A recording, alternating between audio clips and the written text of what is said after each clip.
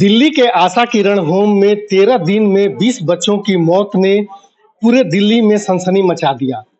दिल्ली सरकार द्वारा एकमात्र मानसिक दिव्यांग बच्चों के लिए चलाए जाने वाला आशा किरण होम रिठाला विधानसभा में स्थित है और आज हमारे साथ रिठाला विधानसभा से विधायक महेंद्र गोयल हैं। इनसे बात करते हैं कि ऐसी कौन सी वजहें थीं जिसकी वजह से इतने बच्चे इतने कम समय में वहां पे मरे।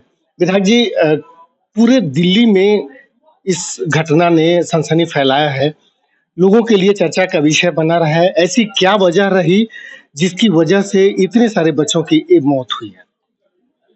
देखिए, कहीं न कहीं व्यवस्था में वहाँ पे खामियाँ थी। जब हम लोग गए वहाँ पे देखा भी। उससे पहले भी हम पहले जाते रहते थे, तो काफ़ी अच्छे ढंग से वहाँ पर वो चलता था। और मैंने रिकॉर्ड के मुताबिक वहाँ पर जो देखा, जनवरी से लेकर 30 जून तक टोटल 14 मौतें हुई। अकेले जुलाई के अंदर 14 मौतें हुई। कहीं न कहीं ये सोचने का विषय था। वहाँ पर कह रहे हैं कि ये तो एक बीमारी थी, बीमारी के कारण में मौत हुई। अरे भाई, बीमारी को ढूँढना, बीमारी का इलाज करना हम सबका दायित्व बनता है। आपका दायित्व बनता है। आप सुनिश्चित करें कि उनको समय पे वो दवाई मिल रही है, वो व्यवस्था मिल रही है। वहाँ पर एक डॉक्टर अशोक जी थे, उन्होंने बताया कि नहीं, यहाँ पे काफ़ी खामी है, जिस वजह से यहाँ पर लापरवाही बरती गई और ये मौत हुई। और ये सुनकर बड़ा अचंभा भी लगा। लेकिन दिल्ली का दुर्भाग्य है आज के दिन, यदि आम आदमी पार्टी का विधायक, आम आदमी पार्टी का कोई मंत्री या कोई भी व्यक्ति यदि किसी की बात को उजागर करता है, तो उसके पक्ष के अंदर, उसके बचाव के अंदर दूसरे लोग उतर आते हैं। और यदि दूसरे पक्ष का कोई व्यक्ति किसी की बातचीत का उजागर करता है और वो कहता है कि मतलब ये करप्ट है, ये वो है, तो शायद हमारी पार्टी वाले उसके पक्ष में उतरे। ये दिल्ली के साथ दुर्भाग्यपूर्ण चल रहा है। ये मैं ऐसी बातों से बिल्कुल भी सहमत नहीं हूँ। ये नहीं होना चाहिए ऐसा। देखिए, एक चीज हम अपने दर्शकों के लिए समझना चाहते हैं कि आशा किरण होम दिल्ली के समाज कल्याण विभाग के द्वारा संचालित किया जाता है। इसके संचालन का प्रशासनिक देख रेख की व्यवस्था क्या है, ढांचा क्या है? इस बात में कोई दो राय नहीं कि आशा किरण शेल्टर होम दिल्ली सरकार के अधीन आता है, लेकिन दिल्ली सरकार की जिस प्रकार से शक्तियों को छीना गया है, आपने नोट भी किया होगा। हम लोग वहां पर 45 मिनट रोड के ऊपर बैठे रहे। 45 मिनट के बाद एंट्री दी। दिल्ली विधानसभा की पिटीशन कमेटी के मेंबर्स वहां पे आए हुए थे, स्थानीय विधायक वहां पे था, स्थानीय काउंसिलर वहां पे था, लेकिन फिर भी ये दरवाजे नहीं खुले। तो आप इस बात को समझते हैं। और जब उनसे कहा कि आपने दरवाजा क्यों नहीं खोला, बोला ऊपर से आदेश था बंद करने का। हमें तो यही नहीं पता कि भाई ऊपर वाला कब न्याय देगा, लेकिन अभी तक शास्त्रों के अनुसार सुना है कि ऊपर वाले की लाठी जब लगती है तो ये भी नहीं पता लगता कि कहाँ पे कितनी जोर से लगी है, बस दर्द से वो करा उठता है। वो शायद लाठी ऊपर वाला कभी अपनी चलाएगा, तो उस समय का इंतजार करें। ऊपर वाले का मतलब अस्पष्ट क्या है? अगर मंत्रालय जो है दिल्ली सरकार का के मंत्री जो हैं दिल्ली सरकार के मंत्रालय में, तो आशा किरण होम का ऊपर वाला तो उसका मंत्रालय ही होगा। इसके साथ एक और सवाल मेरा है कि जो डायरेक्टर हैं, जो वहां पर थे, जिनको देखभाल की जिनकी जिम्मेदारी थी, उनके ऊपर भी भ्रष्टाचार के पहले भी आरोप लगे हैं। ऐसे में उनकी नियुक्ति और वहां पर ये इतनी बड़ी घटना हो जाना, इसको कैसे देखते हैं आप? देखिए, मैं उस बात के बारे में तो बहुत ज्यादा नहीं कहूंगा, लेकिन ये सोचने का विषय तो है ही कि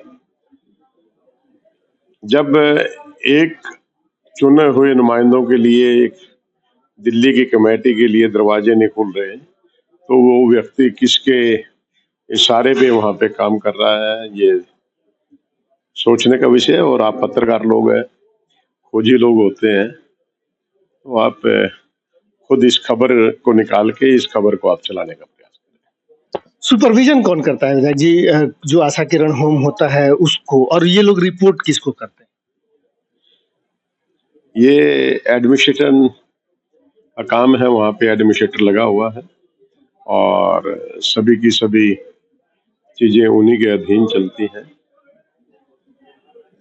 जिनका नाम राहुल अग्रवाल। आप लोग जब अंदर गए इतने हिला हुज्जत के बाद, क्या देखा आप लोगों ने वहां पर? जो अभी तो जांच कमेटी की रिपोर्ट आनी है, जैसा कि आतिशी जी ने और आम आदमी पार्टी के बाकी लोग जो वहां गए और उसके लिए कि जांच कमेटी की घोषणा की, वो तो आनी है। लेकिन जब आप लोग वहां पर गए, अंदर आप लोगों ने क्या क्या देखा? कितनी अव्यवस्था थी वहां? वहां पर एक कमरे के अंदर 25-30 लड़के भी हैं, मतलब 25 से 30 मेंबर, 40 भी हैं, कहीं पे 15 भी हैं। थोड़ा सा टाइटनेस तो है वहां, इस बात में कोई दो राय नहीं। अभी व्यवस्थाओं की और ज्यादा जरूरत। अभी जांच रिपोर्ट को लेकर के क्या आशा कर रहे हैं आप लोग, और कार्रवाई को लेकर के, और भविष्य में इस तरह की कोई घटना ना हो उसके लिए क्या उम्मीद? पूरी ईमानदारी के साथ कहूं तो हम जांच रिपोर्ट कुछ भी भेज दें, यदि हमने ये लिख के भेजा कि वो अधिकारी बहुत अच्छा काम कर रहा था, तो वो सूली पे टंग जाएगा। और हमने ये लिख के भेजा कि उस अधिकारी ने वहां पे अनियमितताएं बरत रखी थी, तो उसको प्रमोशन मिल जाएगी। ये जांच समिति की रिपोर्ट का मैं आपको पहले से बता रहा हूं, जबकि वहां पे काफी खामियां थी। जांच समिति की रिपोर्ट में ही जाएगा। वहाँ पर बताया ये जा रहा है कि हर सप्ताह में या हर 5वें दिन जो है बच्चों को अस्पताल ले जाया जाता है उनकी जांच के लिए। बावजूद इसके क्या संस्था को ये पता नहीं चला कि इन बच्चों में कुपोषण है, ये बच्चे जो हैं बीमार हैं? देखिए, बीमार व्यक्ति तो वहां पे आते ही हैं और उनकी देख रेख करना प्रशासन का काम है, वहां के अधिकारियों का काम है। और इस बात के लिए जरूर सवाल उठता है कि 6 महीने में 14 मौत और 1 महीने में 14 मौत, आप समझदार। एक अंतिम सवाल ये है कि आप लोग जो है इसके लिए पूर्ण रूप से जिम्मेदार किसको मानते हैं? जो एडमिनिस्ट्रेटर है वही जांच के कटघरे में खड़ा था, बावजूद इसके उसकी नियुक्ति हुई, उसकी जो रिपोर्ट है उसको किस तरीके से देखते हैं आप लोग? एक एक अगर सेंटेंस में कहा जाए कि इसका फाइनल जिम्मेदार जो है वो कौन है, कैसे को बताएंगे? देखिए, मैंने तो आपको कहा ना, जांच समिति की जो रिपोर्ट जाएगी, जांच समिति ने लिखा कि वो भ्रष्ट अधिकारी है, उसके कारण ये मौतें हुई हैं, तो उसका बचाव हो जाएगा। जांच समिति ने लिखा कि नहीं, ये अधिकारी तो बहुत अच्छा काम कर रहा था, तो वो टांग दिया जाएगा।